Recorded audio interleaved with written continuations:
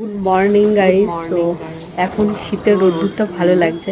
তো সকালবেলায় উঠছি উঠছি করতে করতে অনেকটা দেরি হয়ে যায়। শীতকাল এই একটা মানে সবাইরই, ছোট থেকে বড় থেকে সবাই উঠছি উঠছি করতে করতেই হয়ে যায়।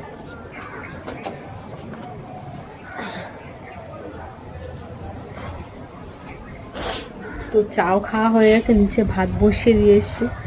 তো মাছও ফ্রিজ থেকে বার করেছি, ফুলকপি রয়েছে।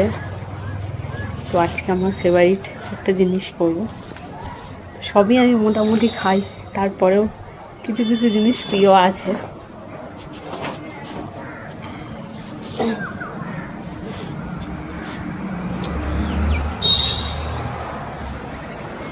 শীতকালে রোদ্দুরটা খুবই ভালো লাগে।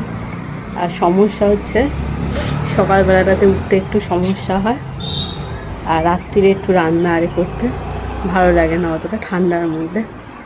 তো চলো রান্না করে নিই, টাটা।